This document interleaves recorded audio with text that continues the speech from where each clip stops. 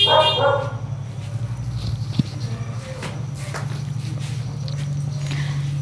morning students, let us continue the previous lesson. In the previous lesson we have discussed about the speed and the formulas based on it. In today's class we are going to discuss about the velocity. As we people are knowing, speed is equal to the distance upon time, or you can say change in distance upon time. Here we have velocity. In speed we people are not knowing in which direction the body is moving. Only हमें सिर्फ किस चीज़ का पता होता है कि body जो है वो क्या है, मूव कर रही है, कितना फास्ट या कितना स्लो, बट हमें डायरेक्शन के बारे में नहीं पता होता. उसके लिए हमारे पास जो टर्म इंट्रोड्यूस हुई है that is velocity.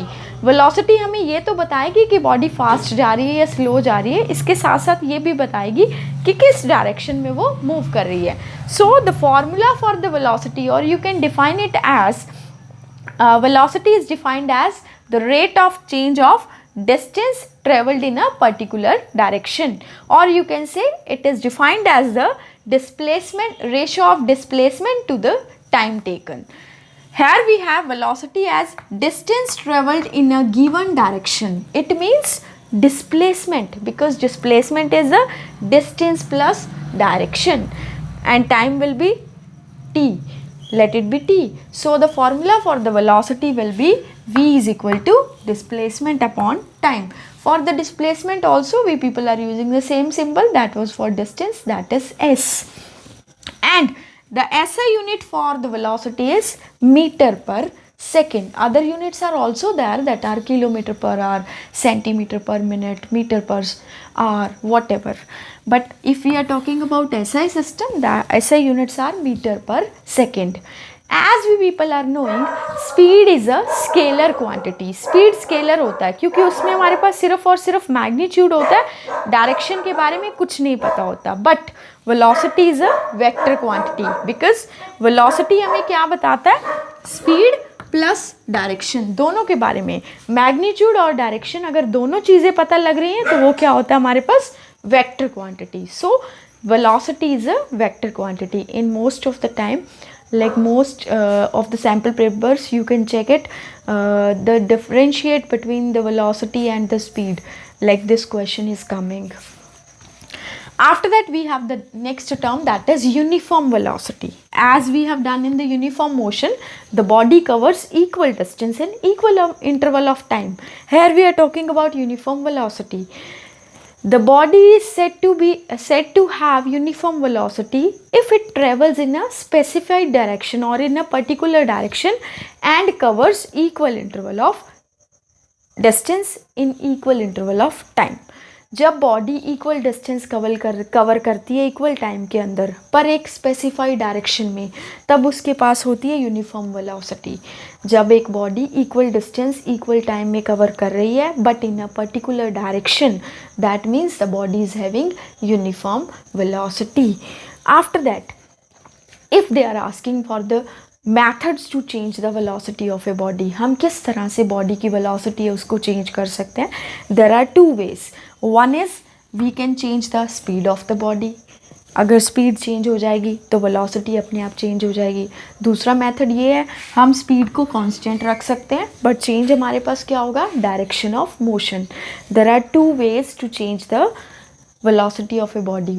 very first is by changing the speed of the body, and the second will be by keeping the speed constant, but we can change the direction of motion. In this way we can change the velocity of a body.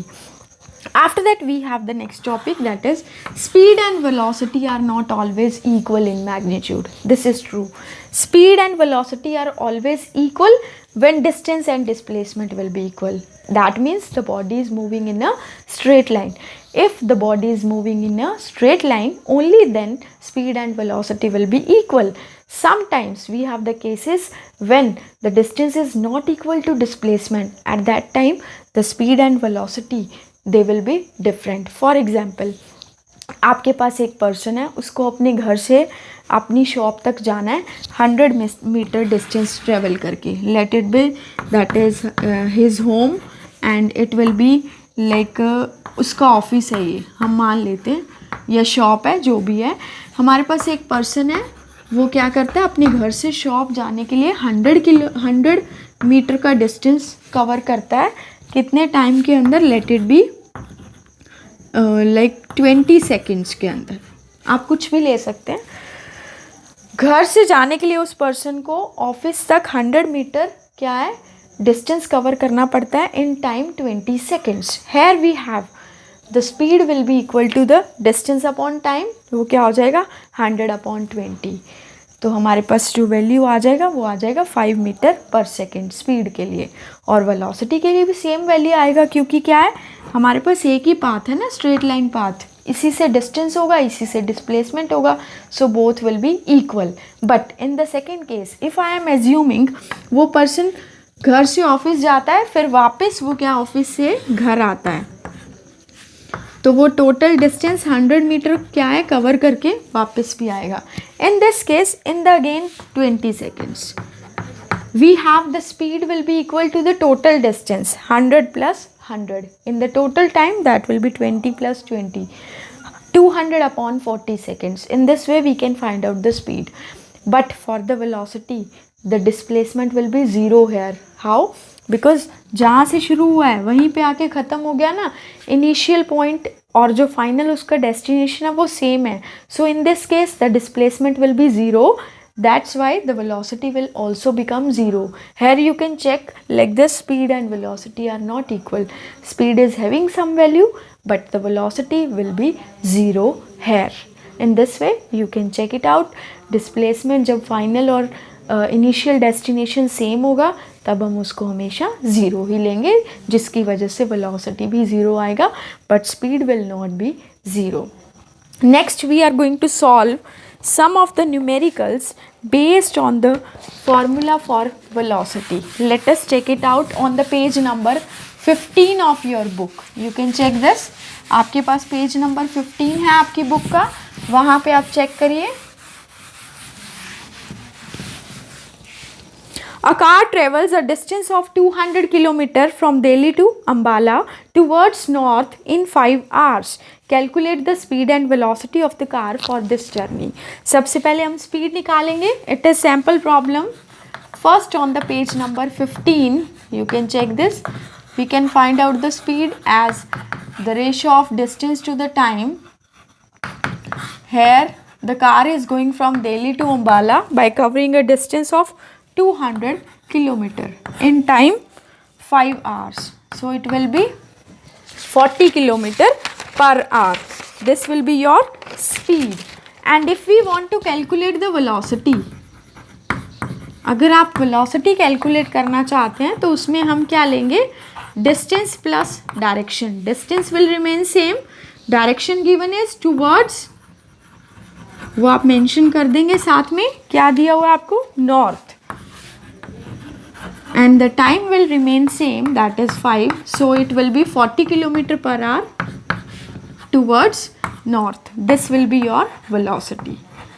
The formula will be same, but in the case of velocity you can mention the direction along with the magnitude of speed. Let us look at the second sample problem.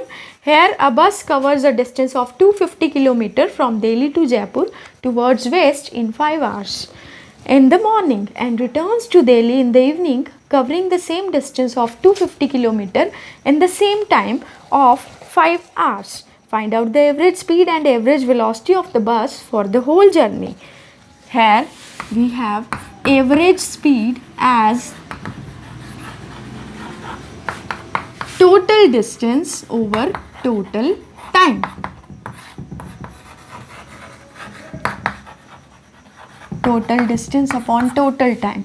The total distance will be 250 kilometre बस को लगेगा दिल्ली से जयपुर जाने में और 250 ही जयपुर से दिल्ली वापस आने में.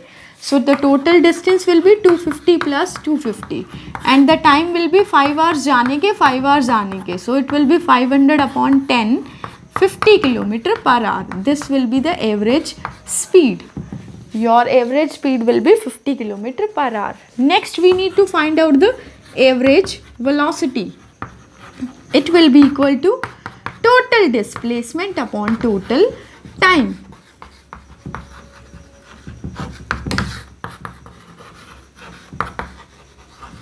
अब आप देखेंगे टोटल डिस्प्लेसमेंट आएगा 0। कैसे? क्योंकि हमारे पास जो बस है वो दिल्ली से जयपुर जा रही है और फिर वापस जयपुर से क्या आ रही है, दिल्ली आ रही है. So final destination and the initial point is same, so the displacement will be 0. In this way the average velocity will also becomes 0. This is all about the sample problems based on the velocity. Next we have the next term, that is next हमारे पास अगली जो term है वो क्या है, acceleration. Acceleration क्या होता है? अभी तक हमने पढ़ा पहले डिस्टेंस के बारे में, फिर डिस्प्लेसमेंट के बारे में, फिर स्पीड और फिर velocity. Next we have the new term that is acceleration. This is very very important. आप देखिए ऐसा ज़रूरी तो नहीं है ना, इसको ए सिंबल से हम डिनोट करते हैं. लाइक डिस्टेंस को एस से, वेलोसिटी या स्पीड को हम वी से लिखते हैं, टाइम को टी से, एक्सेलरेशन को ए से लिखते हैं. अब ऐसा ज़रूरी तो नहीं है ना कि बॉडी जो है वो हमेशा सेम स्पीड से ही मूव करेगी. कोई भी कार है या कोई भी व्हीकल है, उसका जो स्पीड का वैल्यू या वेलोसिटी का वैल्यू वो टाइम के साथ चेंज होता रहेगा. उस चेंज इन वेलोसिटी या चेंज इन स्पीड को हम कैलकुलेट करते हैं एक्सेलरेशन की टर्म में with respect to time. So acceleration को आप डिफाइन कैसे कर सकते हैं? It is defined as the rate of change of velocity, or you can say it is defined as the change in velocity per unit time. तो आप इसको क्या लिख सकते हैं? change in velocity upon time. अब वेलोसिटी कैसे change होगी? बॉडी के पास दो वेलोसिटी होगी ना, एक जिससे वो स्टार्ट करेगी, एक जिस पे वो ख़त्म करेगी. So it will B final velocity minus initial velocity upon time, and this will be acceleration. अब फाइनल वेलोसिटी है उसको हम लिखते हैं सिंबल v से और इनिशियल वेलोसिटी को u से, टाइम को t से. तो हमारे पास जो एक्सेलरेशन है उसके लिए फॉर्मूला बन जाएगा, ये आपको हमेशा याद रखना है, very important formula from the examination point of view. The acceleration can be calculated as the change in velocity v minus u upon t. v is the final velocity and u is the initial velocity. And if we people are talking about the SI unit for the acceleration, it will be meter per second square, because for the velocity it is meter per second divided by, again जब आप इसको करेंगे metre per second upon second, it will be metre per second square. Other units are also there like kilometre per hour square, इस तरह से और भी units हो सकते हैं, centimetre per minute square. It depends on the situation given, and the SI unit will be metre per second square. Also the acceleration is a vector quantity. It is like having magnitude as well as direction both, so it is a vector quantity. Next we have the definition for uniform acceleration. A body is having uniform acceleration or it possesses uniform acceleration when there is a equal change in velocity in equal interval of time, and when there is unequal change in its velocity in equal interval of time, then it is having non-uniform acceleration. Body के पास uniform acceleration कब होगा? जब body के अंदर velocity जो है वो time के साथ इक्वल ही चेंज होगी. When a body is having uniform acceleration if it has equal change in velocity in equal interval of time, or if it possesses unequal change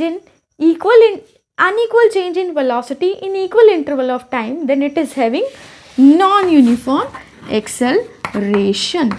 ये दोनों डेफिनेशन हो गई यूनिफॉर्म और नॉन यूनिफॉर्म एक्सेलरेशन की. जब equal change होगा velocity के अंदर इक्वल टाइम में तब यूनिफॉर्म एक्सेलरेशन.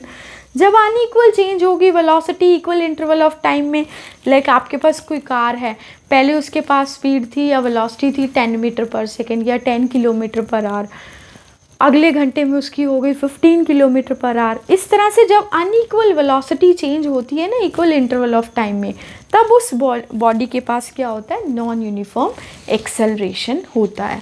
अब एक्सेलरेशन तीन तरह का होता है, either it can be positive, negative as well as zero. अब एक्सेलरेशन क्या होता है? तीन तरह का होता है, पॉजिटिव एक्सेलरेशन, पॉजिटिव एक्सेलरेशन कब होगा?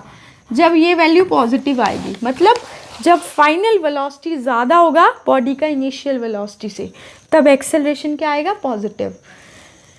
Very first is the positive acceleration. कब होगा? जब फाइनल वेलोसिटी क्या हो जाए बॉडी का इनिशियल वेलोसिटी से ज़्यादा हो जाए, तब एक्सेलरेशन पॉजिटिव आएगा। Second we have negative acceleration, इसी को हम क्या बोलते हैं? रिटार्डेशन। नेगेटिव एक्सेलरेशन का एक और नाम है, उसी को हम रिटार्डेशन भी बोलते हैं, या फिर आप डी एक्सेलरेशन भी बोल सकते हो। जब बॉडी के अंदर जो वेलोसिटी है फाइनल वेलोसिटी वो इनिशियल वेलोसिटी से कम हो जाएगी। लाइक कोई कार मूव कर रही थी पहले 50 किलोमीटर पर आवर की स्पीड से, आपने उसको ब्रेक अप्लाई करके स्टॉप कर दिया, तो उसका फाइनल वेलोसिटी कम हो गया इनिशियल के कंपैरेटिव, तब उसके पास आएगी नेगेटिव एक्सेलरेशन, रिटार्डेशन या फिर deceleration, when we have final velocity less than initial velocity. And last is zero acceleration. Zero acceleration कब होगा? जब ये दोनों के अंदर कोई डिफरेंस ही ना हो, when we have final velocity equal to the initial velocity. जब कांस्टेंट वेलोसिटी से बॉडी मूव करेगी तब इन दोनों में कोई चेंज नहीं होगा, तो एक्सेलरेशन क्या आ जाएगी? Zero. In this way you can find out the value for the acceleration of a body when both the values are given, initial as well as the final velocity of the body. Like you can check this on the page number 19 of your book. One sample problem is given on the basis of same formula, that is A is equal to V minus U upon T. Here we have a driver decreases the speed of a car. Decreases means retardation or deceleration from 25 meter per second to 10 meter per second in 5 seconds. अब हमारे पास acceleration क्या होता है? Final velocity minus initial velocity upon time. आप जब भी paper में लिखेंगे तो आप इनके सिंबल्स को क्या डिनोट करते हैं वो मेंशन करना पड़ेगा। Final velocity we have 10 meter per second. Initially it was 25 and the time given is 5. So the acceleration will comes out to be minus 15 upon 5. It will be minus 3 meter per second. It is negative, you can check this, because the speed, or you can say the velocity of body, is decreasing with time. So this is deceleration. Next, you people can revise some of the sample problems, unsolved sample problems given on the page number 20 and 21 of your book. Like this you can solve. These are based on the formulas that we have already discussed. Thank you everyone.